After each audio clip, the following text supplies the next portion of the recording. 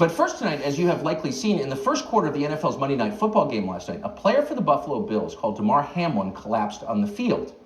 He made what appeared to be a routine tackle, then stood up for a second before he crumbled backwards to the ground. It was awful. On ESPN, announcers said they'd never seen anything like it in their entire careers. You played this game for the majority of your life, and then after that, you've been calling these games. First of all, I've never seen anything like this. This is uncharted water, really, for everyone. Right, 20 years. I've never felt what I'm feeling right now. I haven't seen what we have been watching for the last 10, 15 minutes. And it just puts things in perspective real quick. You probably see the tape. You may have been watching live. It's hard to overstate the drama. The Buffalo Bills announced afterward that Damar Hamlin went into cardiac arrest on the field. Trainers performed CPR on him for roughly 9 minutes. It was horrible. And the players on the field, to their great credit, responded not as competitors, but as human beings, compassionate ones. They came together in prayer for the fallen player. Damar Hamlin is now in critical condition in a hospital in Cincinnati, and it's unclear, sadly, whether he will survive. So that is what we know. It's tragic. What don't we know? Well, what we don't know could fill volumes, starting with why Damar Hamlin had a heart attack on a football field. We do not know the answer, and there is no way to know the answer. We're not going to lie to you and pretend we do know the answer. But that has not stopped many others from lying to you.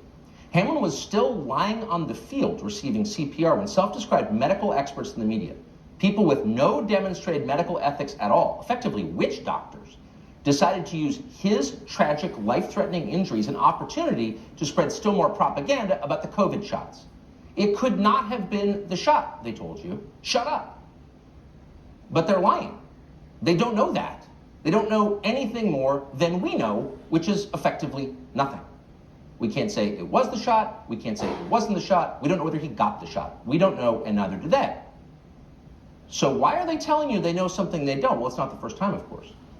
So tonight, in the appropriate spirit of humility, we're going to speak to actual medical experts and scientists, people willing to follow the data, ask relevant questions regardless of political pressure. Getting to the truth is the essence of science. We're going to try to practice it tonight. One of the people we're going to speak to is cardiologist Peter Macculough. He's done a lot of research on the number of young people, particularly athletes, who've experienced heart attacks and other serious cardiac events in the past 2 years. You're not imagining that there has been a surge in heart injuries among the young. And the media have mostly ignored this. We're not sure why. We're not sure the cause. We're not going to pretend we are sure. We do know it's real and it's scary. And when young people start dying, we ought to pay attention. So in a few moments, we're going to talk to Peter Macculough about what this is and what we know about it. But first, to place last night's tragedy in context, we're joined by Michelle Tafoya. She is host of the Sideline Sanity podcast. She was a reporter on Sunday Night Football for many years. She joins us tonight. Sure appreciate your coming on tonight. Those of us who don't cover sports for a living were completely shocked by this. You have covered sports for a living. Were you as shocked as the rest of us?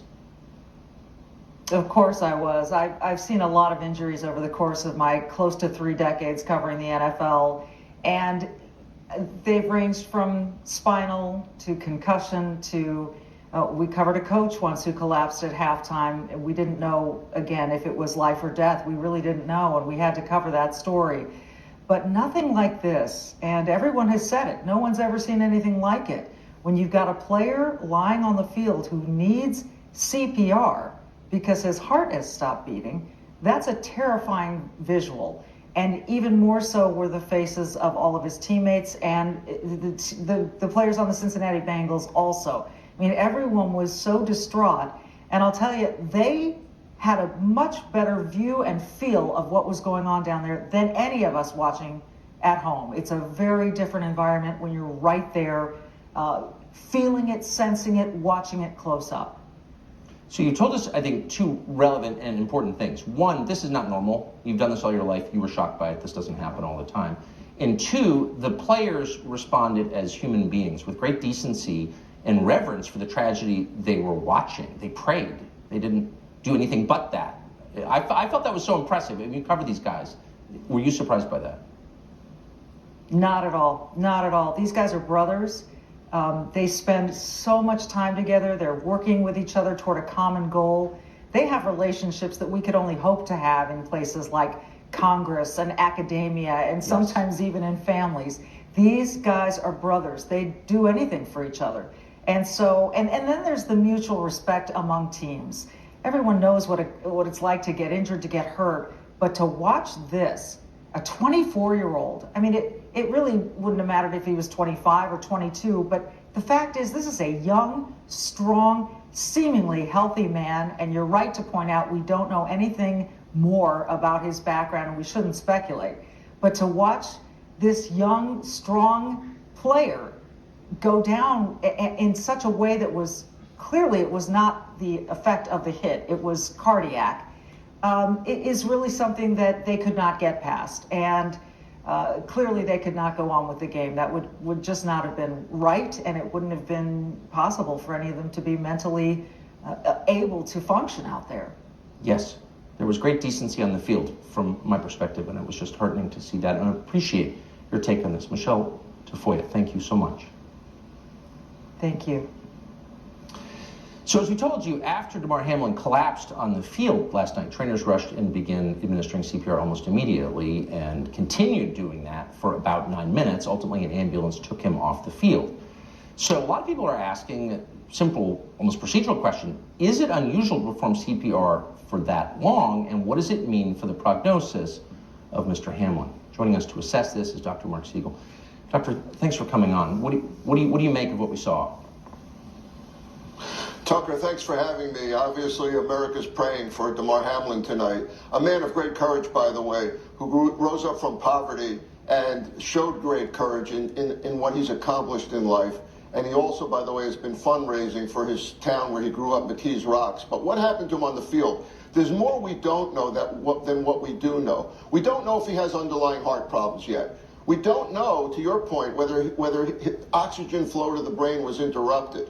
He's in a coma in the hospital, but that's induced because you want the brain to rest, essentially. They're probably using steroids to decrease swelling, and they watch and they monitor. So the fact that he's under probably doesn't mean anything. But what's really disturbing, of course, is that he had a blow to the chest that wasn't that severe, and yet he crumpled to the ground, and it looked like he was probably in an arrhythmia called ventricular fibrillation, where it's just quivering. The AED, the defibrillator they now have on the field, is what's life-saving. That improves the prognosis greatly. I don't know when they administered that. I don't know when the heartbeat came back. That's really important. I don't know if he got CPR for 9 minutes. His youth will be on his side, but it's a question because the CPR is about 30% of the usual cardiac output. Is that enough? We don't know yet. We don't know why it did take that long.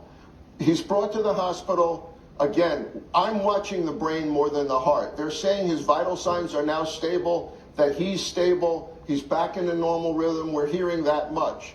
But the fact is, we don't know whether he's had enough oxygen to the brain. I do know, though, that the Chasing M's Foundation, Tucker, which is he's in charge of, had raised only $3,000 up until the point of this happening, now has raised close to $5 million because of the rabid fans from Buffalo, because of people from all over the country, to get toys for kids in his hometown of McKees Rocks, Pennsylvania. And you know what? That shows America praying. America has heart still, Tucker, as you've always said. America has heart, and our heart is out tonight for Damar Hamlin, and we're praying for his recovery, Tucker. Amen. Poor kid. God, it's just awful. Marc Siegel, MD, great to see you tonight. Thank you. Thanks, Tucker.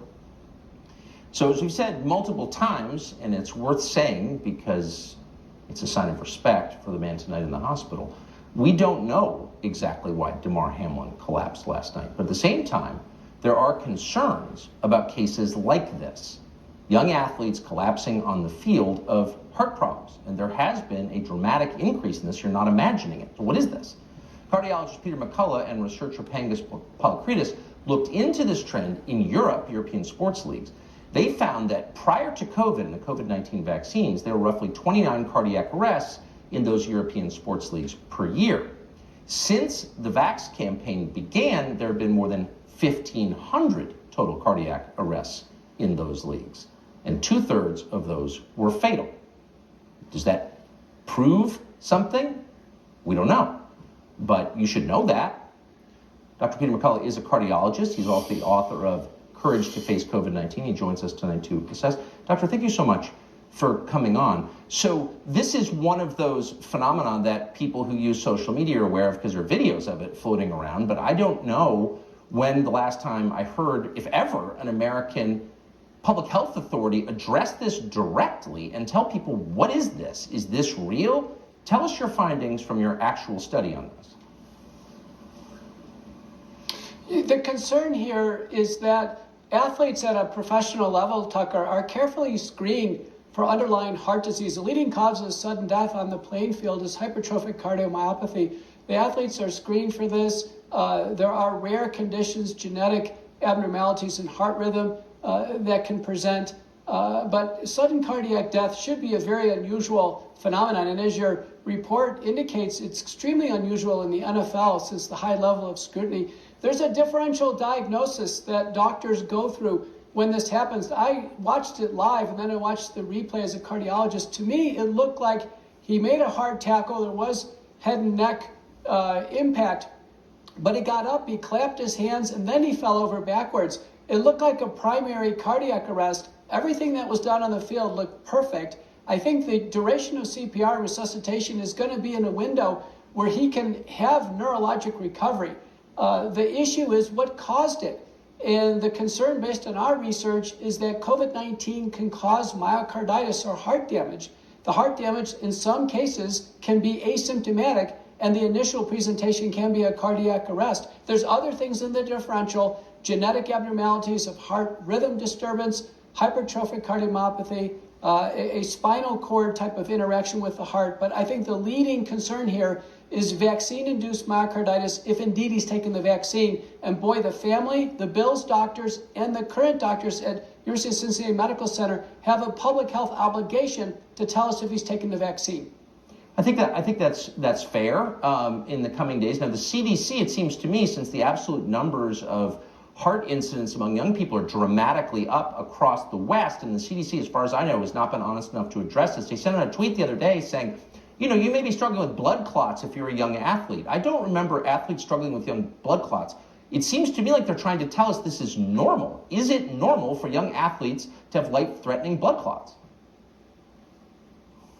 We should never have our agencies try to normalize side effects. The FDA says the vaccines cause myocarditis and heart damage. Autopsy studies show it can be and is fatal. The same is true for blood clots and neurologic damage. Our agencies should be protecting the health of Americans, and safety is job one. I'm disappointed that they're minimizing it. Yeah, I think honesty is a prerequisite for trust. When people are honest, you can trust them. But when they lie to you consistently, you can't. So we appreciate your coming on tonight. Dr. Peter Macculough, thank you.